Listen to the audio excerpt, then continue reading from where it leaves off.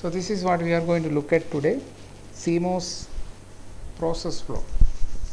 Okay, the technology of making a PMOS transistor along with NMOS transistor and circuits which are based on that. So it is enough to show that how we can make a PMOS and NMOS and metal layer. The rest is basically in the layout. Okay, so if this much can be done, you can have as many number of such devices in different locations. When you look from the top, you see the top view of the layout. Here what we are showing is basically a cross section, so you won't be able to see all the interconnections, how the different layers are laid out. That detail you can only see when you look from the top, so which is what we call as layout. But here this is the cross section through a particular point. Okay, so how to build this? Okay, so you can see here, so all this material figures which I would show today are taken from this particular book by Plummer, Deal and Griffin. The name of the book is Silicon VLSI Technology, Fundamentals, Practice and Modeling. Okay, so this book is used to teach the entire course on technology. Okay, so you are only looking at very minimal detail of CMOS process technology, but in fact you can study each part in so much details. Okay, but your course is basically just a one module discussion on the technology part. Okay, so ultimately we would like to achieve something like this, as you see in this diagram. So you can see there is the substrate is made of P type material. Okay, it's a P doped wafer. We are only taking a portion of that wafer and showing it the cross section of the wafer. The thickness of the wafer, usually it is in the range of 600 to 700 micrometer, okay, fraction of millimeter. So what you really see here is not the complete thickness of the wafer, because you can't show it, right?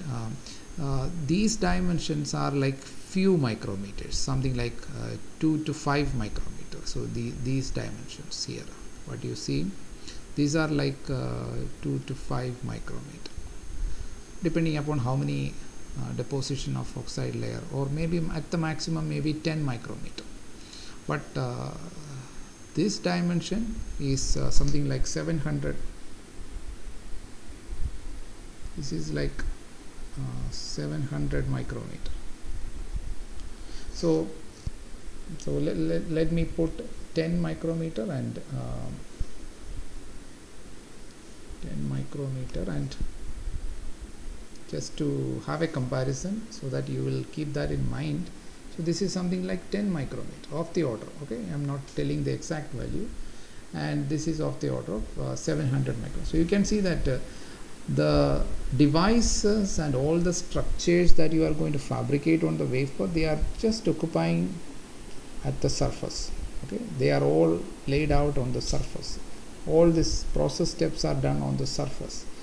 The majority of the wafer, which is, if you look at, they are unutilized. Okay, so that's why we call these technologies as planar technology. We don't go into the 3D structure of the wafer. And then why do we take this much silicon crystal, big silicon crystal? That is basically to support the wafer. So even if you want to hold the wafer in your hand, which has something like 30 centimeter diameter or 45 centimeter diameter, you need to have some mechanical strength. The wafer should have some mechanical strength. Even if the machine is taking it, it should have some mechanical supporting strength. So for that reason, we have to have at least 700 micrometer thickness for the wafer. But ultimately we are using only a small portion on the surface of that silicon crystal in order to fabricate various devices. So you have to keep that in mind.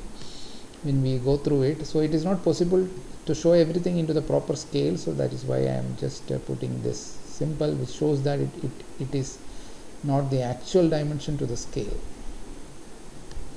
Alright, so there are various steps that we need to go through. So we will go step by step, starting with a simple wafer which is shown here.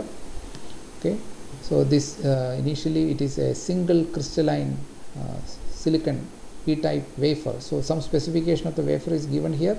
It's oriented in 100 direction.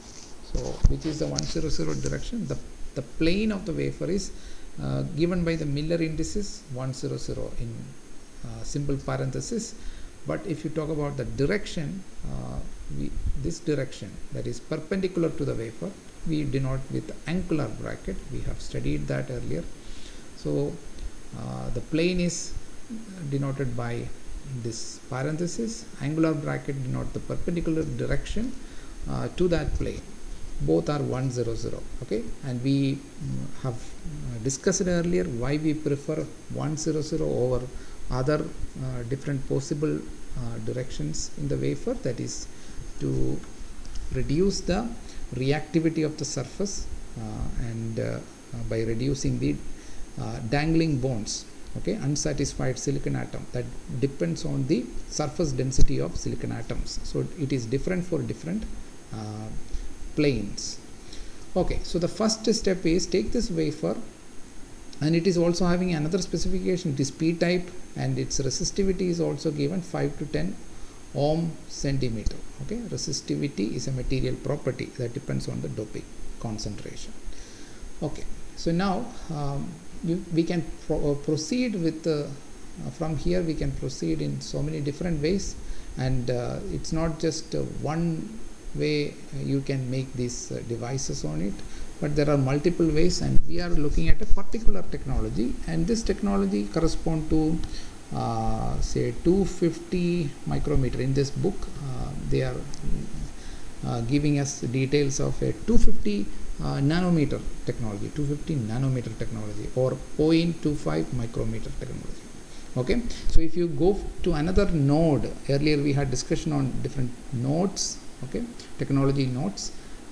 So currently production is happening at 5 nanometer technology node, so there everything is going to be different, and the number of masks that we are going to use, number of process steps that we are going to see, all of that is dependent on the technology node. So we are focusing on a particular technology node. It is like 250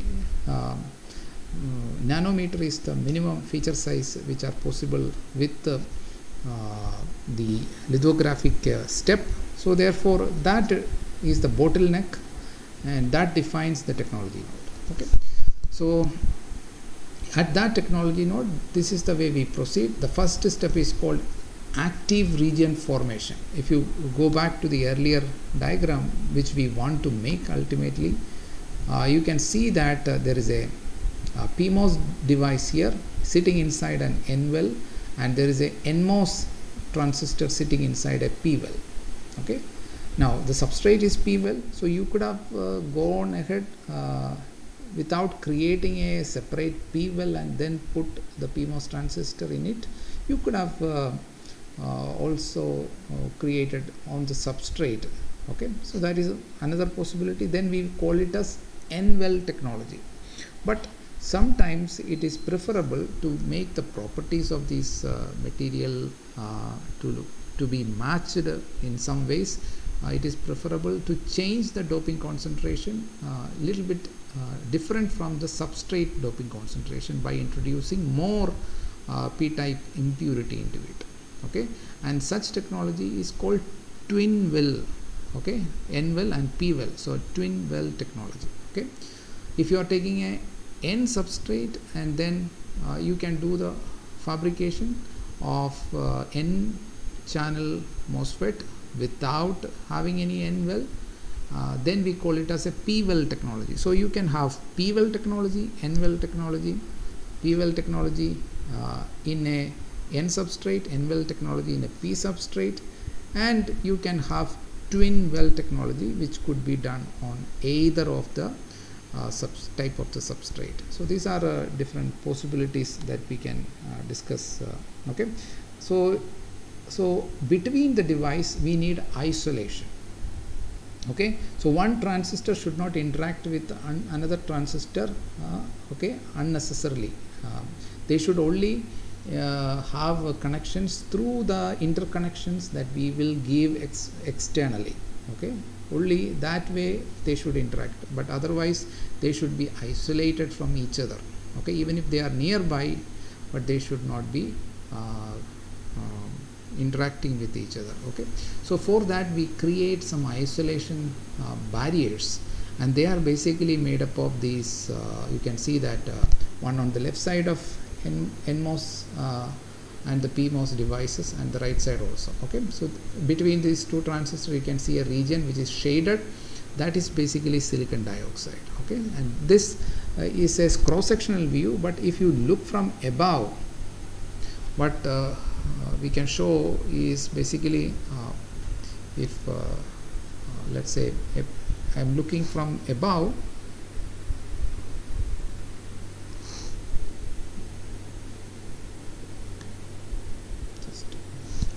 so if I am looking from above, I am just looking at a portion of the substrate. Okay, so the substrate is a big thing, so I am just showing you some area where you have one device here. This is the layout. Okay, some regions where we are planning the transistors. So these are the regions where we have transistors, and between them the space I want to isolate. Okay, so there should be an isolation between different devices. So this is the top view. Okay, when you look from above, some places you have NMOS, some places you have PMOS, again NMOS, etc.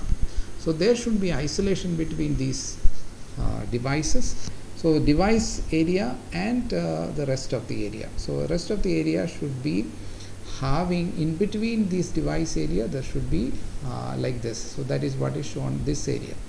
Okay, so these are isolations using silicon dioxide. So the step one is to create those isolations. Okay, and define what is called as the active region. Active region is the area where we have the devices fabricated ultimately. So this is an active area, this is an active area, and this is also an active area. There are three active areas here when you look from above. Active area. Okay, active area. So active area is the place where we have the transistors simply. Okay, so how we can define it? So there are different steps inside in the formation of active area. So as I have written here, individual devices do not interact with each other except through their circuit interconnections, and electrical isolation is accomplished by a thick layer of SiO2 between active devices, and this can be achieved in various ways, but one of the way I will discuss, which is called LOCOS. LOCOS stands for local oxidation of silicon. So we take the wafer, so it was only this bottom part, the p-type silicon wafer. On the top of it you create a silicon dioxide layer, thin layer, which is of the thickness of 40 nanometer, and then on the top of that you create silicon nitride layer, which is of the dimension 80 nanometer. Okay, so these are the first steps. So how can we create it? It's a simple reaction, and creating silicon dioxide is a very easy process. You just need to take the wafer and expose it to steam. Okay, steam is H2O.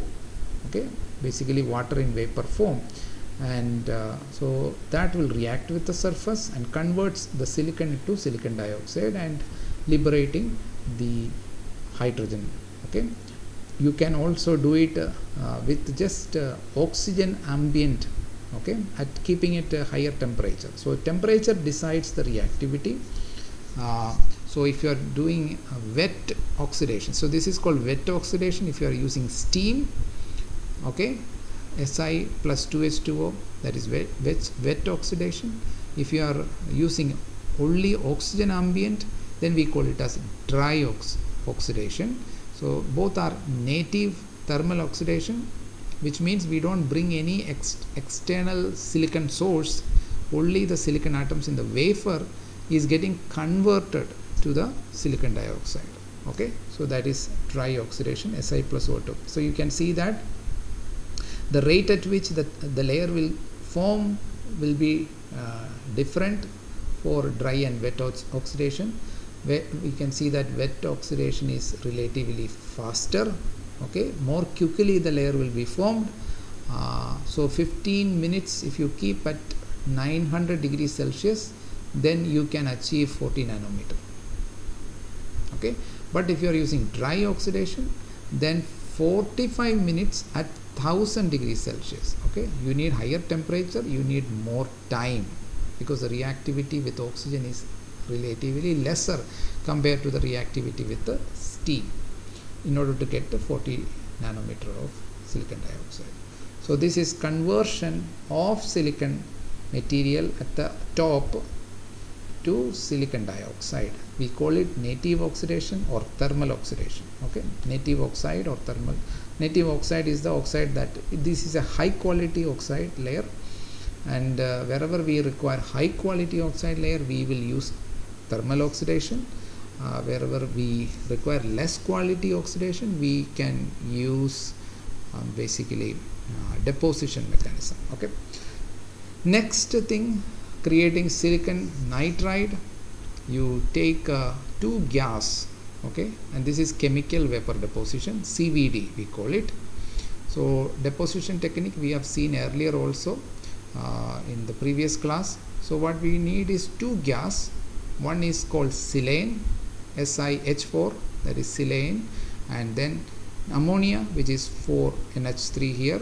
Okay, both are in gas. So you bring these two gases, put this wafer in that chamber where these gases come together and they will react, and as a result you will have a material that is silicon nitride, that will be a solid material, and they will be just formed and get deposited on the top of the wafer. So you just need to keep the wafer and pass these two gases into that chamber, and the gas will react. They will result in a product which is solid, which will get deposited on the top of the wafer, and H2 is again gas, so that will come out of the chamber. So that is silicon nitride deposition. Now the question is, why do we do that? Okay, so we need to do this before the lithography process, because as you will see later in the upcoming part of this process, that silicon nitride will act as a stopper for the native oxidation, which we are going to plan to create the isolation regions. Okay, by defining the active region. So we are coating, after this deposition of silicon nitride, we are coating with photoresist, which is the first step in lithography, right? So lithography, we use what is called as photoresist. We will coat it, and the dimension of this photoresist thickness is usually something like 1 micrometer. So it's a thick layer of polymer material that we are coating uniformly, and after that we will pattern this photoresist, right? There are few steps within lithography itself. We have seen that earlier, so I am not going into the detail of it again and again. Okay, so lithography, first step was basically you coat it with photoresist, and then you bake it, and followed by radiating with UV light and passing the light through a photomask, etc. So wherever the transparency is there, light will fall on it and change the property of those regions. Okay, if it is a positive photoresist, and as a result you can then develop and remove those photoresist from those portions. Okay, so once photoresist is patterned, you can, the next step that follow the lithography is either etching, or it would be ion implantation. Okay, so but here what we are going to do is we are going to etch the silicon nitride layer. Okay, once the photoresist is patterned using lithography, then we will follow it up with etching of whatever layer we want to remove. And what is the type of etching that we use? We will use reactive ion etching, which is plasma etching or dry etching, you can call it. That also we have seen earlier. So the silicon nitride layer is removed from wherever the photoresist is developed and stripped away. So photoresist is removed by the lithography. So those regions silicon nitride will be exposed. So when you do the reactive ion etching, photoresist will prevent the removal of silicon nitride wherever it is covering, but wherever it is exposed, the silicon nitride will be removed. Okay, so once it is removed, so this is the reaction of reactive ion etching. Silicon nitride reacting with fluoride. Actually it is ions, and then there are many steps to the reaction. This is the final equations that we can put. So you will get a silicon fluoride, which will be a gas, and that will go out, and N2 is also a gas. Both products are gas. So silicon nitride, which is a solid material, after reacting it will become a gas and it will move out. So and it is an anisotropic etching, so you will etch it vertically, okay, not horizontally. So once the silicon nitride is removed, your silicon oxide is now exposed. Okay, now what is the next step? You can remove your photoresist now, because we have already patterned this silicon nitride. Now the silicon nitride we are going to use as the layer which will decide where we need to do the thermal oxidation. So what follows is the thermal oxidation. It is wet oxidation that we prefer here. Silicon dioxide again reacting with H2O at 1000 degrees Celsius for 90 minutes in order to get something like 0.5 micrometer thickness. So wherever it is exposed, so that is basically the region where we need to create the barrier, and in between region wherever the silicon nitride is present, that is the region where we are going to create our NMOS and PMOS transistors. So by the first mask, so this is the first mask that we have used to pattern the silicon nitride, mask 1. Okay, so when you draw the layout, you will have an active layer corresponding to a mask. Okay, that is what we call as mask 1. So in lithography we use a mask, photo mask, and there will be multiple masks we will use, and this is the first mask that defines the area where we are going to have the PMOS transistor and NMOS transistor. So that is defined. Now if you look at wherever, when you look from the top, some region you have silicon nitride, some region there is no silicon nitride. So okay, after this lithography process, after you remove this photoresist, you will have that. So the covered regions are where we are going to create the devices, PMOS and NMOS devices. Okay, it could be PMOS, it could be NMOS, that we have no detail right now in mask 1. Mask 1 doesn't distinguish between PMOS device and NMOS device. It merely say that these are the region where we are going to have transistors, and the remaining region no transistors. So we are going to make a thick oxide layer there. So the exposed region, you again do the thermal oxidation, high quality isolation barriers are created. Depending upon the time and the temperature, the thickness of this oxide will grow. Okay, so you will get this type of structure after you expose it to native oxidation. So step 1 is done. That is, we have created barriers, and that way we have a region where we are going to make the transistors, and we have isolated such regions by bringing in thick oxide layers between the transistor region or active region. Now step 2, we have to create PMOS devices and NMOS devices, and PMOS devices we are going to create in N wells, and NMOS devices or NMOS transistors we are going to create in P well. So we need to define now. We need to now distinguish. Okay, Earlier we said we don't have any demarcation between PMOS device and NMOS device when you talk about the first mask, but the second mask is coming which will define where are we going to create our PMOS device or where are we going to create our NMOS device. So we need to distinguish it. So the region where we are going to create our N well or the region where we are going to create our NMOS, okay, that is where we need a P well. Okay, so P well is the region where we are going to create the NMOS transistor. So in order to create this P well, what we need to do, we need to again pattern, okay, the active area which is corresponding to the NMOS device. We need to do a lithography using mask 2. So mask 2 will basically expose, or the resistor will be initially coated everywhere and then it will be patterned using lithography. Again, I am not going to repeat this lithographical steps which is now known to you.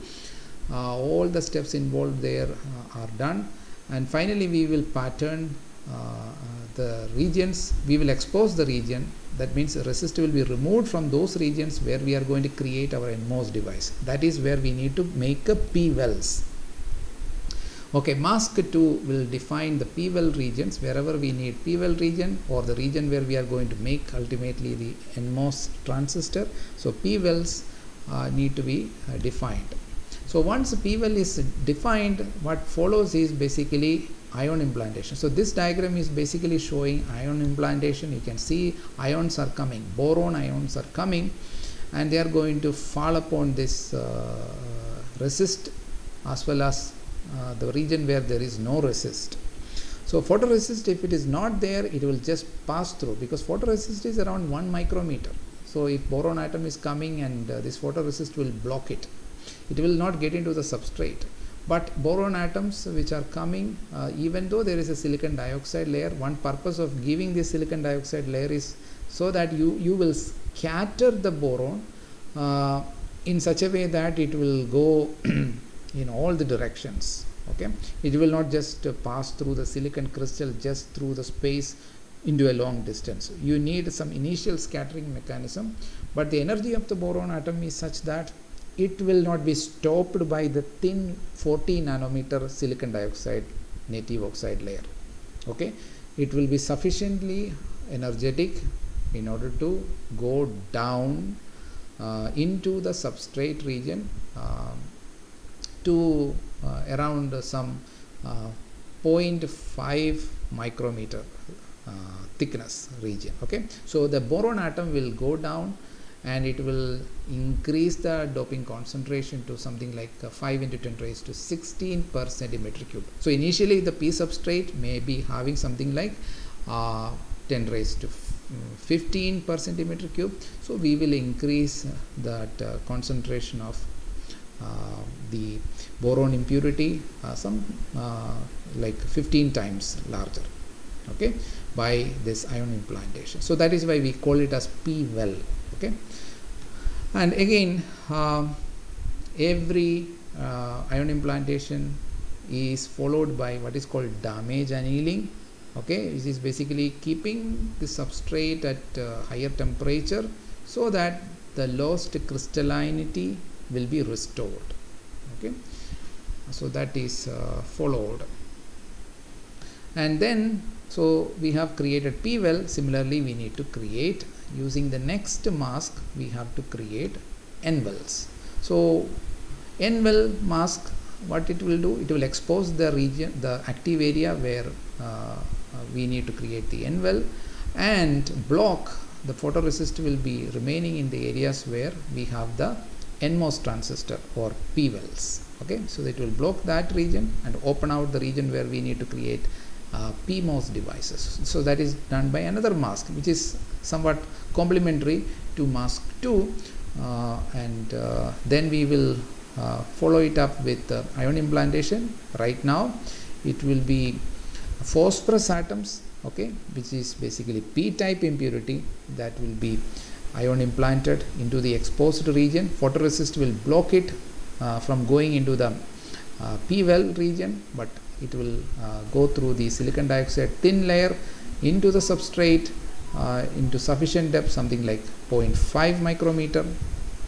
Okay, and this resist thickness is something like 1 micrometer, so it will not be able to reach into the substrate there. It will be stopped by the resist, but into the substrate it will go in to a depth of 0.5 micrometer. So once we have done this ion implantation of P well and N well, then it has to be okay, so again it has to be restored, its crystallinity has to be restored by annealing. But then one more thing we need to do. Okay, so it is only 0.5 micrometer. We would like to have this N well and P well depth of some 2 to 3 micrometer. Okay, we would like to extend this. Now that is done by a diffusion process. Okay, the impurities that we have introduced, we would want them to spread abroad. Okay, we spread, you know, under these to a depth of 2 to 3 micrometer. So the well should be, you know, deep enough. Okay, so what we need to do, we need to basically just raise the temperature and keep it for some hours. The impurities by themselves, because of the kinetic energy of this impurity at a higher temperature like 1000 to 1100 degrees Celsius, keeping it for 4 to 6 hours, it will just basically move downward, and this will happen in PMOS as the N well as well as the P well region. Okay, so this is called drive-in. This particular step is called driving in.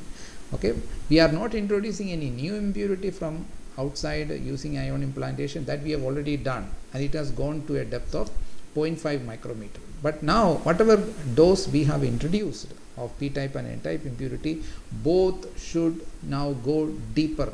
Okay, so that we have a larger region of N well and P well region. So this is done by what is called drive-in. It is just raising the temperature and allowing the impurities to diffuse through into the substrate deeper enough. Okay, once that is done, we are ready with P well and N well. Okay, and then we need to basically form the gate material. And gate material, I told you in the earlier classes that we mostly use polysilicon. When we drawn the layout also, the red color corresponded to polysilicon. But we don't want polysilicon everywhere. We want it in regions where it has to be as defined by the layout. And we can draw the layout in many different ways. We can keep the polysilicon vertically such that it will pass through NMOS and PMOS region, or it can keep it horizontally. There are various ways you can draw the layout. So whatever way you draw the layout, according to those pattern, you have to create polysilicon when you look from the top. So what we need to do in order to create the polysilicon layer, okay, what we need to do is we need to deposit polysilicon, and this we have seen in the refining of silicon. When we create electronic grade silicon from the metallurgical grade silicon, we have gone through a process of deposition. Okay, that is also a CVD process. Remember, we can take any of the silicon compound like silane here. Okay, silane you take, heat it at 600 degrees Celsius. Silane is a gas, and then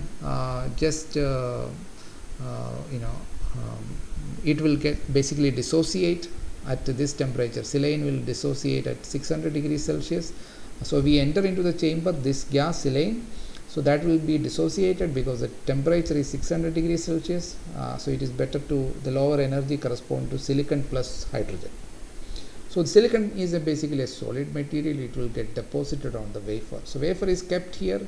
Temperature in the chamber is 600 degree. You introduce silane gas, it will dissociate and becomes silicon atoms, and that will fall upon the substrate, but crystallinity will not be there. It will be a polycrystalline material, and depending upon how long you keep this process going on, you will have a thickness.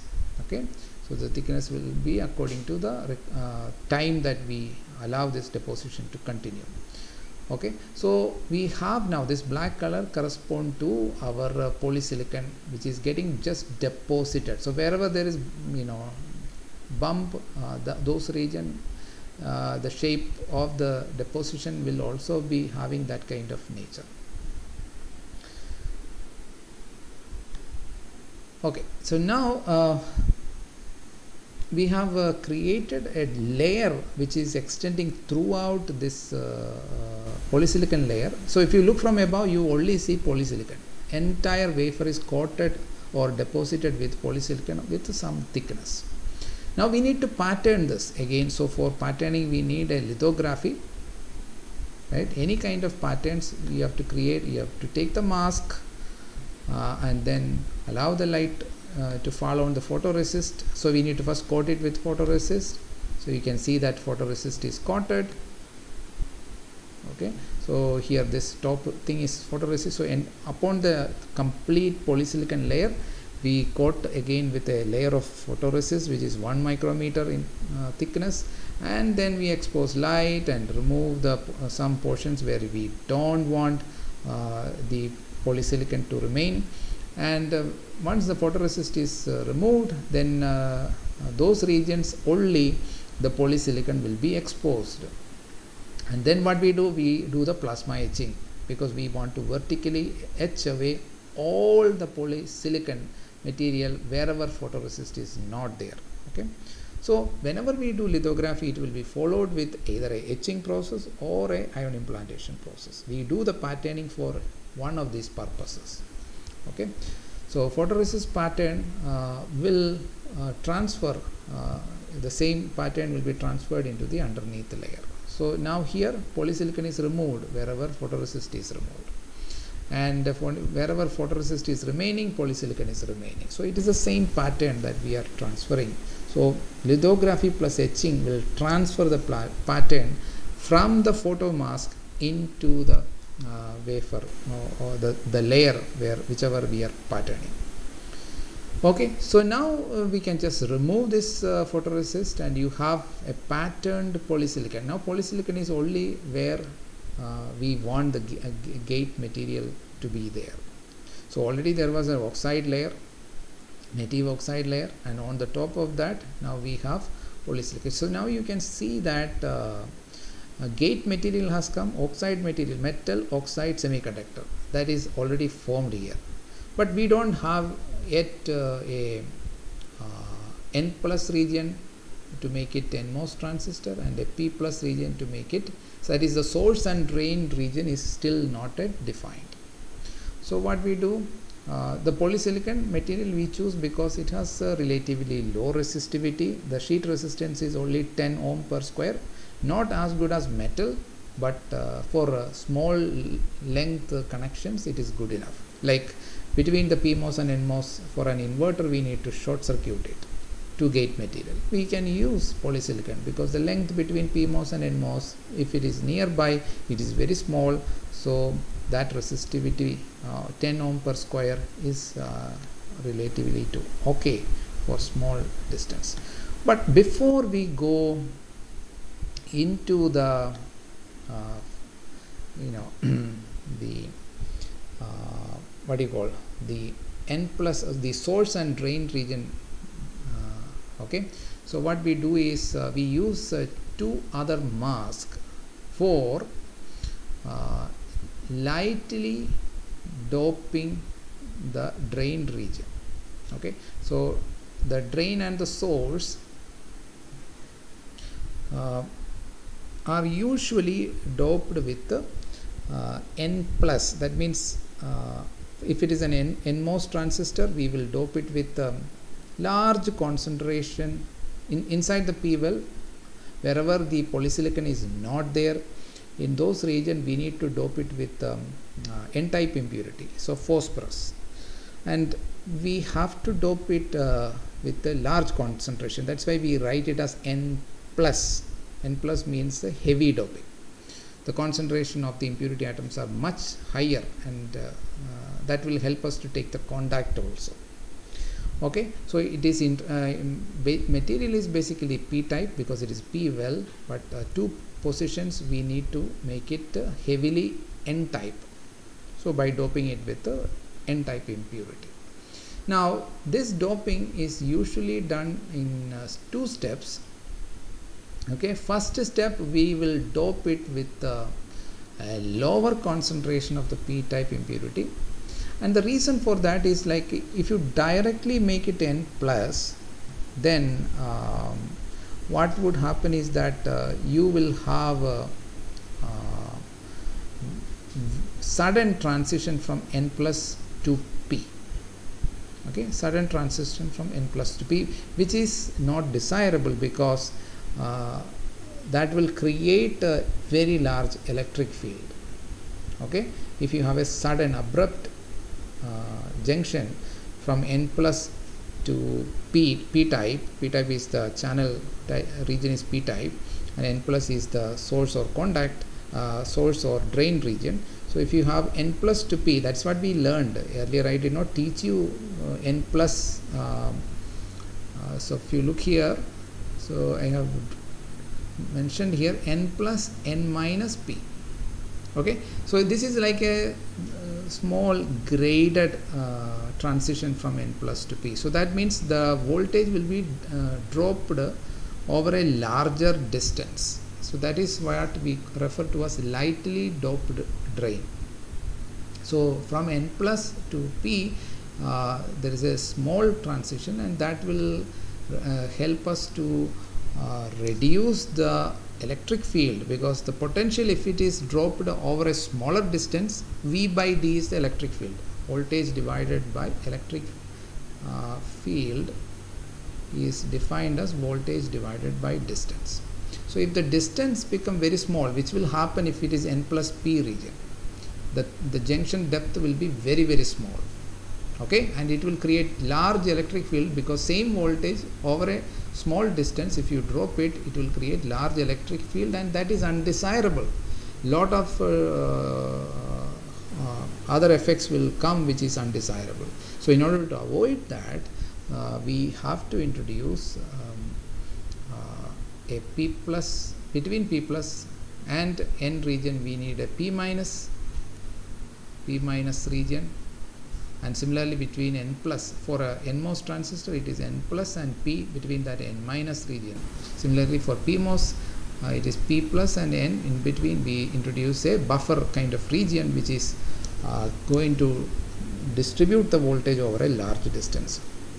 So this is called lightly doped drain. So we will use two masks in order to introduce this light doping, as you can see here. Now you see that we are not patterning the region above the gate material. We are only just, whenever we are introducing the n minus doping into the drain and source of the n MOSFET, we are not actually putting a photoresist on the gate. The gate itself will stop the phosphorus atom to go underneath the gate layer. Okay, so the gate material, which is polysilicon, is sufficiently thick which can stop this phosphorus atom going underneath into the substrate region. Okay, but wherever the gate material is not there and photoresist is also not there, those are the regions where the phosphorus atom will penetrate through the silicon dioxide thin layer, which is only 40 nanometer, and then it will create this n minus, that means low doped or lightly doped drain and source region. And here lightly doped, that is with the p type impurity, p minus region, okay, corresponding to the p MOSFET. So we use a similar mask that we used earlier, which is patterning, but this is after the gate formation. That is the only difference. Okay, so mask 5 and mask 6 are similar to mask 3 and mask 4. Only thing is that we are doing it after the gate formation. Earlier there was no gate. All right, so that is the mask. Sorry, I should correct myself. The mask 2 and mask 3.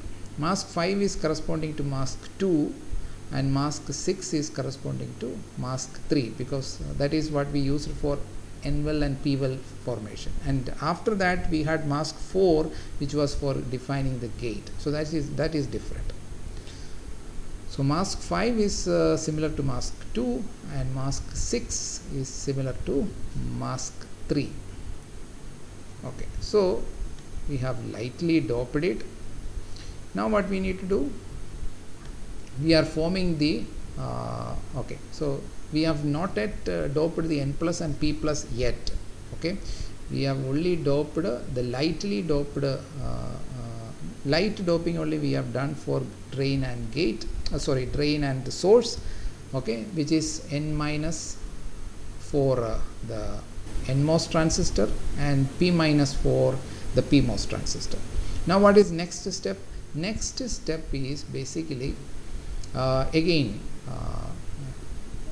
depositing a silicon dioxide. Now why do we do that?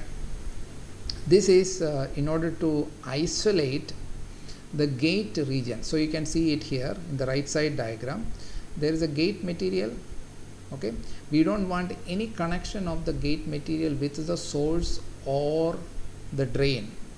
Okay, they should be isolated. There is a thin oxide layer, but if you are not careful, this gate material can get contacted with the N plus or N plus or the P plus region, which corresponds to gate and source. So in order to improve that isolation, we are basically first of all depositing. This is deposition. Okay, we don't need a high quality, so it is not native oxidation. It is basically deposition of silicon dioxide, which is basically silane plus or silane get dissociated into silicon and hydrogen when you keep it at 600 degrees Celsius. So everywhere you can see that there is a so when you look from above, entire thing is now covered with silicon dioxide. Now it's very interesting. We are going to pattern this silicon dioxide deposited layer without any lithographic step. So usually pattern transfer is done with lithography, but you can see this is one place where we don't use any lithography, but we are going to pattern this silicon dioxide without any photoresist patterning. Okay, and how do we do that? We simply use reactive ion etching. Okay, silicon dioxide is so you may say that reactive ion etching, if you do it everywhere, then silicon dioxide will be removed, which is true in a way, but it depends on the time that we are going to do it. Okay, so if you look at here, reactive ion etching is basically going to happen vertically. Vertically it is going to etch. So wherever you look at, when you vertically look at, the thickness of silicon dioxide is different at different points. Okay, so for example, the edge, if you look at, you have much more thickness in the edge for silicon dioxide, whereas if you look at above the gate, it is only a small thickness, and similarly above the N plus region you have only a small thickness. But the region from gate to the drain region, so there is a transition. If you look vertically, it is having maybe more than double thickness. So when you do the reactive ion etching vertically, it will remove the thickness uniformly everywhere, but in some places you have larger thickness, the silicon dioxide will remain if you permit reactive ion etching only for a fixed period of time. So wherever it has larger thickness, there it will remain. So above the the gate oxide, everything is gone, silicon dioxide is gone. Above the drain region and the source region, the entire silicon oxide is gone. Okay, but at the transition from the source or the drain to gate region, the thickness was larger. There still the silicon dioxide is. So this is called spacer. Therefore, the name spacer layer formation. We don't use any lithography here, but we are able to pattern the silicon dioxide and form a covering of silicon dioxide on either side of the gate to create isolation between gate material and the the N plus or drain or the source region. Okay, and that's very important to have this silicon dioxide on both edges, because later we are going to create contacts from the N plus region, so which will be metal. So if you take the contact without any silicon dioxide on this edge, it will basically short circuit the gate with the drain or the source. So in order to avoid that, we create this spacer region, and remember, we are not using any mask for it. Okay, no lithography is used here. It is simply anisotropic etching, so that only vertically it will etch, and wherever it has larger vertical thickness, and if you stop that reactive ion etching, then we can keep that spacer layer here. Next step, we are going to now create the N plus and P plus region. Okay, for PMOS transistor, we need to create P plus region. For NMOS transistor, we need to keep the N plus region. So you see, with the help of the spacer layer, you will not have the N plus region underneath it. Okay, so only the region which is between that, this is also called field oxide. Okay, so in some books, okay, let me just write it, FOX. Okay, this basically the insulating region between devices, these are called field oxide or FOX in short. This is a common name. Okay, so the region between the FOX, that is field oxide, and the spacer oxide. Okay, this is spacer. So the region between the field oxide and the spacer oxide, that is the region that is going to be implanted ultimately with the N-type impurity. Now we are using arsenic. Okay, in order to make it N plus, we are using arsenic, and arsenic will fall on here, and it will heavily dope. So but already we had underneath the spacer region, we had phosphorus, which is making it as N minus. So N plus will be now created, N minus was already there, and then P. So it is N plus N minus P. Okay, so here it will be, let me use more. So here it will become N plus, and here it is N minus, and here it is P. Okay, and on the other side also you have N minus and N plus. Okay, so this is the transition. So voltage will be dropped through over a larger distance, reducing the electric field. So same thing goes with P channel device. Instead of arsenic, we continue to use boron. And another thing I have to tell you is that boron atom is much lighter compared to arsenic or even phosphorus, and therefore when you do the ion implantation, you have to apply larger potential to accelerate the heavy atoms, heavy ions. Only then it is going to penetrate to same amount of depth. So boron will penetrate to a depth with lesser voltages, kilovolts, maybe 50 kilovolt. But for arsenic atom to penetrate to same amount of depth, we need to accelerate with a higher voltage because of its mass, relatively higher mass. Okay, and so maybe something like 150 electron volt, or I mean kilovolt, we need to apply. Okay, so depending upon the doping concentration that we require, so you can see it here, arsenic is at 75 kilo electron volt, and boron is 50 kilo electron volt. If the difference is because boron is lighter compared to arsenic. Okay, so that is the thing. And after every ion implantation we have thermal annealing, okay, 1000 to 1050 degrees Celsius for 1 minute. That will restore basically the lost crystallinity, okay, just to recover that. It's basically a repairing of the crystallinity of the. Okay, so we have now essentially the gate, the source, and the drain of both NMOS and PMOS transistors. So we used 2 more masks there. So the number of masks, if you count now, after this N plus, it is mask 7 and mask 8. Okay, mask 7 is for N plus region formation and mask 8 is for P plus region formation.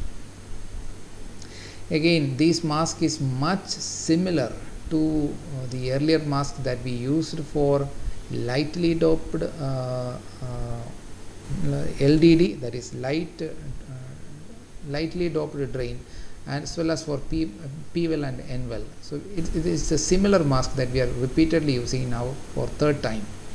But now the difference is that earlier we had only gate material, now we have gate material and the spacer material.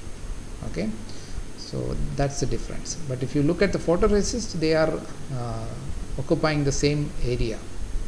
So essentially these masks are same. So mask 2, then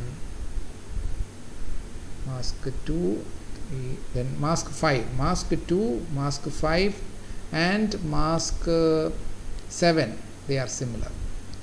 Okay, mask 2, that is for N well, then mask 5 and mask 7. So okay, and similarly, so these are similar masks. If you look at the photoresist patterning, they are similar. And similarly, mask 3, mask 6, mask 8, okay, they are also similar. Okay, so mask 4 is for gate patterning, okay, which is different. Okay, so the type of mask that we use, that you can see from the photoresist pattern.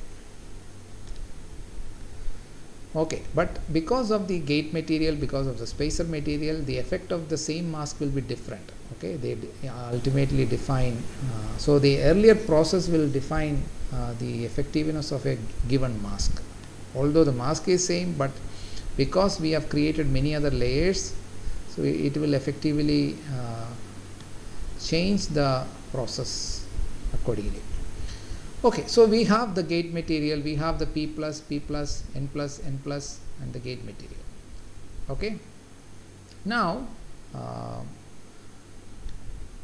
what we okay, so again after this P plus and N plus doping, what we do, we again have a drive-in step, which is basically extending the N plus region in more deeper and P plus region more deeper, just like we did for N plus and N well and P well. We have similar thing for P plus and N plus region, so that the depth will increase. Okay, that is basically diffusion. We just allow these impurities to diffuse far deeper. And okay, so now that is also done, driving in is done, and now we have the gate and the source and the drain, but no contacts has been taken yet, okay, to the external world. So we need to have some interconnection of these terminals, right, and that is done using some metals or okay, so let's look at how these contacts are made. So what we do is we first of all okay, so we will dope, or not dope, it is called again a deposition of titanium. Okay, titanium is a metal, so wherever we need to make contact with silicon, we initially introduce titanium. And how do we put titanium on the top? We basically deposit titanium on the top through a process called sputtering. So what is sputtering? Sputtering is basically ions are accelerated onto a target. So you take a basically titanium block of titanium, and you allow the argon ions to fall on it at high energy, and that will basically chisel out, or evaporate, or you can say sputter out the titanium material, and then it will be fragmented, and small like a powder of titanium ions will be created because of the bombarding of heavy argon plus ions, and that will basically fall on the substrate. If you keep the substrate underneath it, all this titanium ion will just fall on the top of the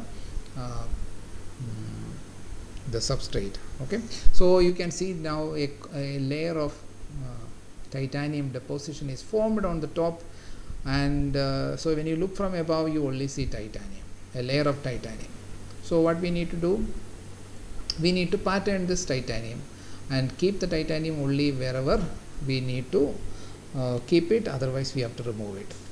Now how it is done is before that we need another reaction. So after sputtering and forming this layer of titanium, what we do is basically we introduce it this wafer to higher temperature, so like 600 degrees to 700 degrees Celsius, and then what happens is that the titanium which is deposited on the top of say N plus P plus region, and also on the top of the gate material, they will react with silicon there, because silicon is there. Okay, N plus region, P plus region, these are all silicon material, silicon substrate.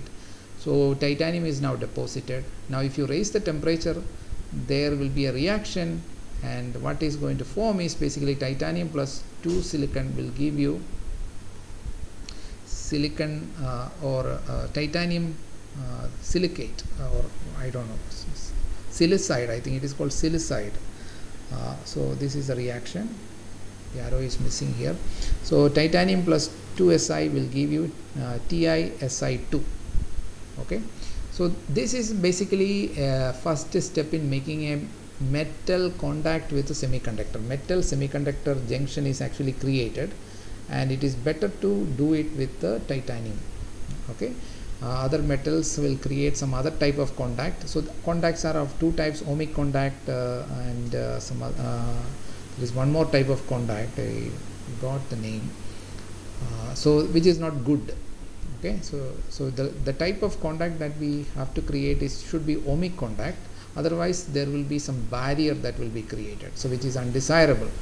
So depending on the material that we contact with the semiconductor, this will be decided whether it is ohmic or the other type. Okay, the other type of contact is called Schottky contact. So ohmic contact or Schottky contact. So Schottky contact is undesirable in this situation because there will be a barrier. Okay, so now and similarly we will pass some nitrogen gas. So we are keeping it at a high temperature, and on the top we will pass through the nitrogen gas. So then titanium will react with that ambient nitrogen gas and will form titanium nitride.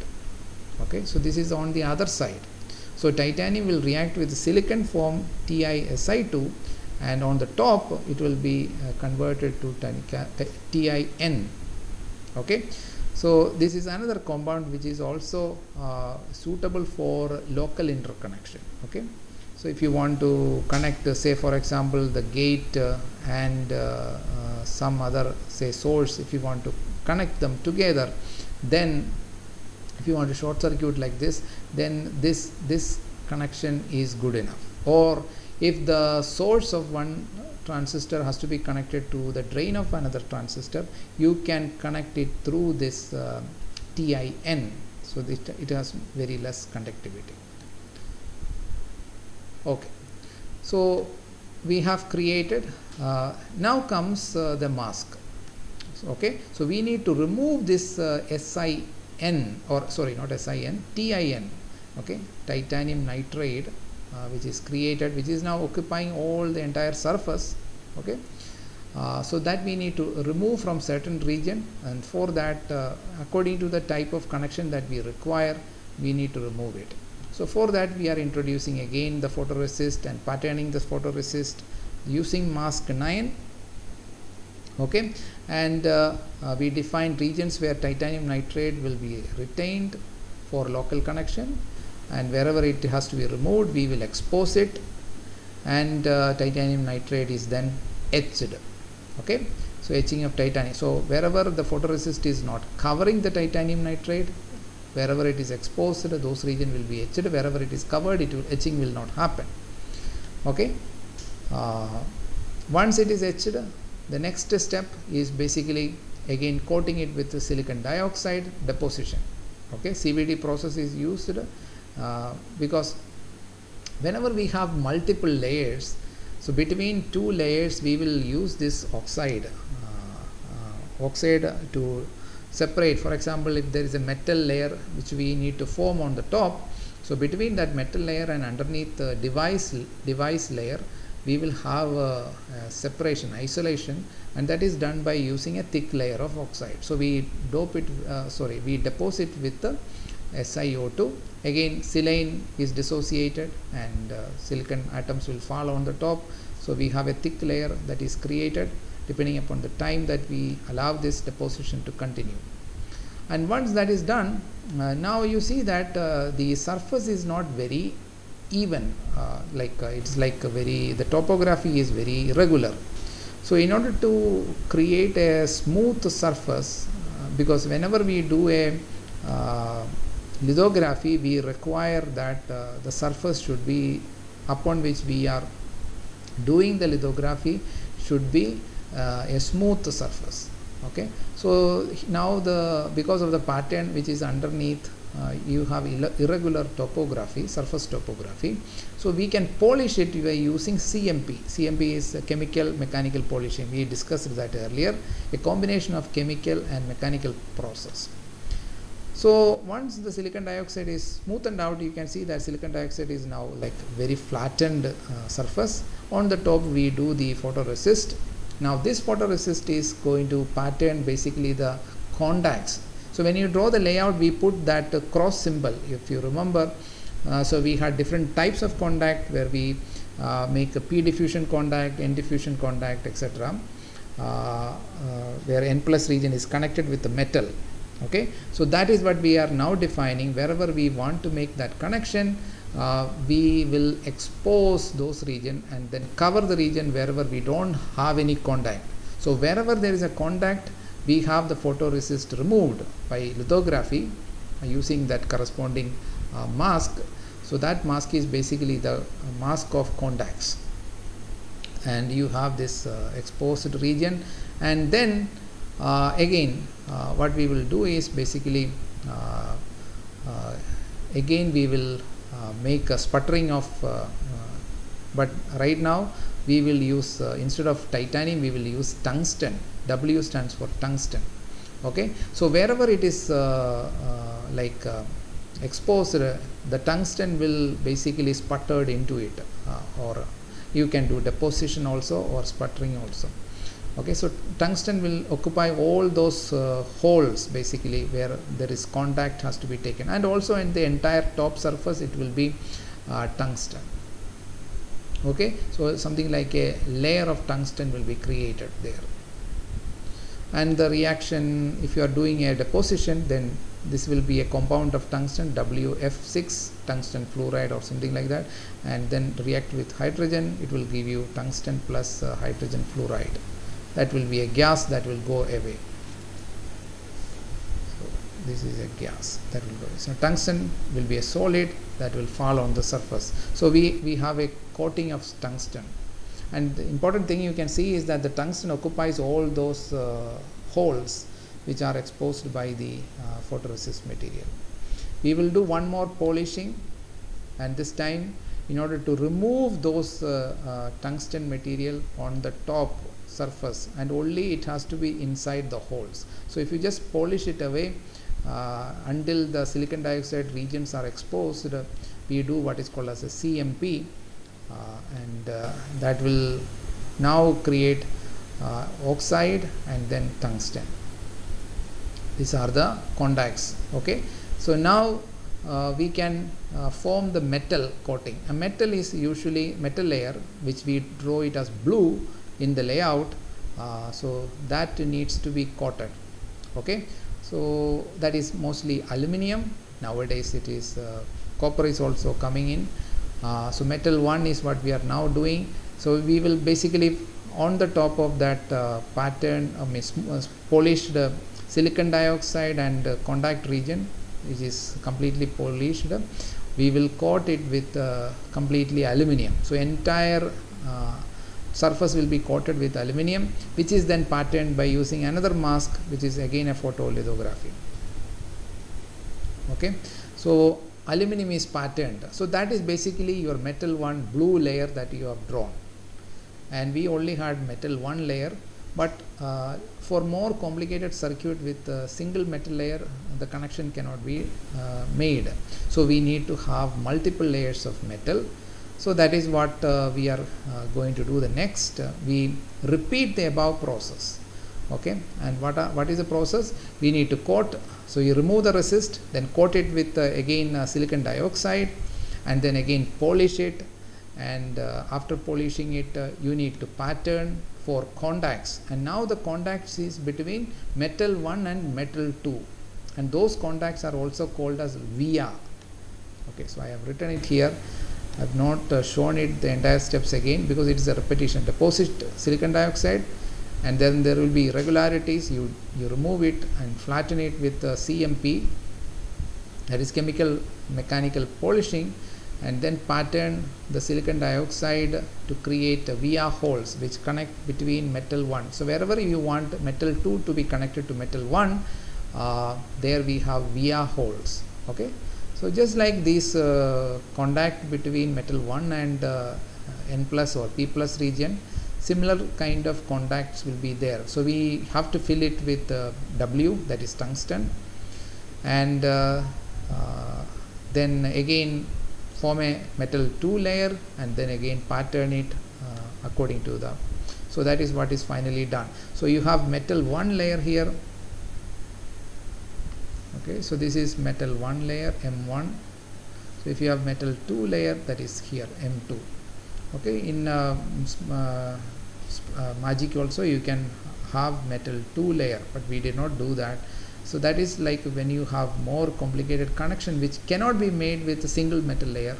Okay, so we need to have another metal layer, and then we have to use a connection between metal 1 and metal 2 by using, so these are vias. These are via, again that is made up of tungsten. So we call metal connections between 2 layers are called vias, and these are like contacts. These are not called vias because that is connecting gate with the metal 1 and source with metal 1. So that is not called as via. They are basically just called as contacts, and the other ones are called via if it is between 2 metal layers. And you see that they are separated by this silicon dioxide insulator, so which are deposited layer. Okay, so these are deposited SiO2. So wherever we want low quality, we will use deposition. Wherever we need high quality, like in the device we need high quality isolation, we need high quality, they are native oxide. So we finally achieved what we wanted. Okay, we created one NMOS, we created one PMOS, we created contacts, we created metal 1 layer, patterned it, we created metal 2 layer and patterned it. Okay, so this is now 11 masks we have used. Now another thing which I did not explicitly said in the discussion is basically fine tuning of the threshold voltage. Whenever we create PMOS device and NMOS device, then its threshold voltage is basically determined by various factors. Earlier we have derived what will be the threshold voltage if there is some charges inside the oxide layer. There are various types of charges, trapped charges, okay, mobile charges, immobile charges, etc. And so these charges is going to introduce some changes in the threshold voltage. Now if you want to fine tune it, okay, so the threshold voltage, which for an NMOS transistor we have derived it earlier, flat band voltage plus 2 phi f, okay, Fermi potential, and then we have this expression corresponding to the capacitance, right? So this is Q divided by Cox, okay, so that is also an voltage which is dropped across the depletion charge. It is basically depletion charge by oxide capacitance will give you the voltage that is dropped across the depletion region, and plus the insulator charges in the insulator. Here it is silicon dioxide. If there is any trapped charge, that will. So there are various components. So if you want to fine tune and make the threshold voltage to be exactly 0.7 or 0.6, then you need to, the only tuning that we can do here is basically changing Na, which is the substrate impurity. So suppose if VTN came to be, instead of 0.7 we got it as 0.9. So what we can do, we can reduce Na, that is the n-type, acceptor impurity can be reduced. So you may think, like, once we have introduced the impurity, how can we reduce it? Okay, so what we do is that we dope it with the opposite polarity atom. Okay, so if you want to reduce the value of acceptor impurity, what you do is basically we dope it with the donor impurity atom with a sufficient amount, so that when you subtract one from the other, the acceptor impurity atom will be still larger, but its magnitude is reduced. So this kind of fine tuning is also done in this process, but I have eliminated where it has to be done. I will now tell you if you want to tune it. So just before the gate formation. So gate formation, we have deposited the polysilicon and then we patterned it.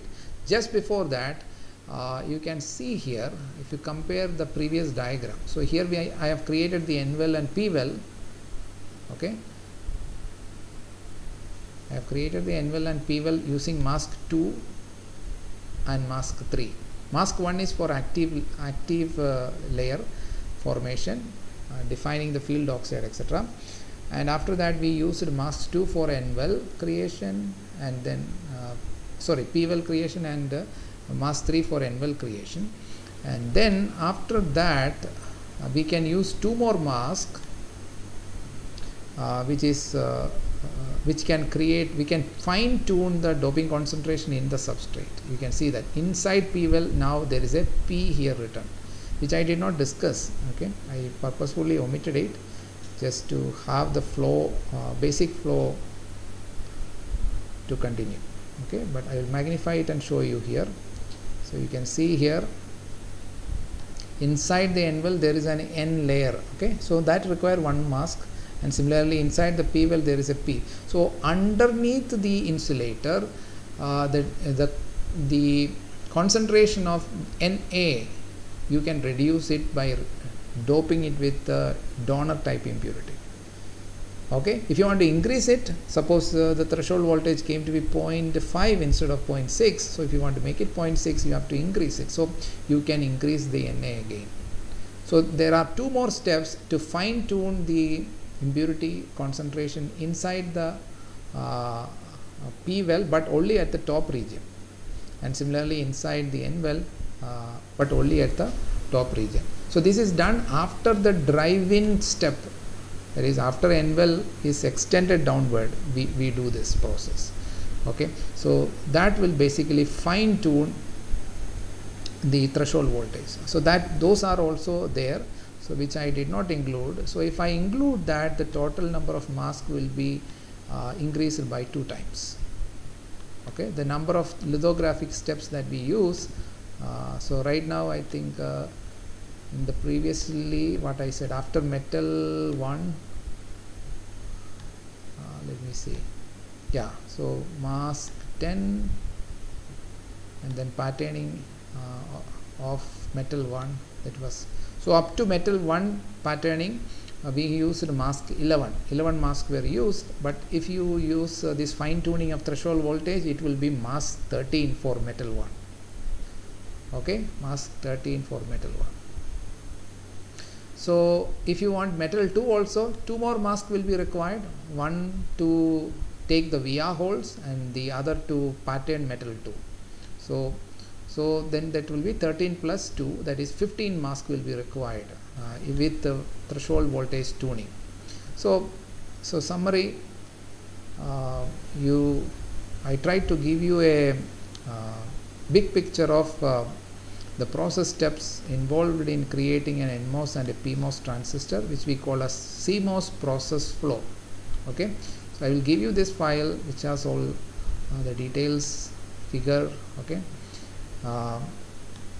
so we go step by step in creating this devices. Okay, and all these diagrams I have taken it from the book Plummer, Deal and Griffin. The book name is Silicon VLSI Technology, Fundamentals, Practice and Modeling. Okay, so that's where I would like to stop.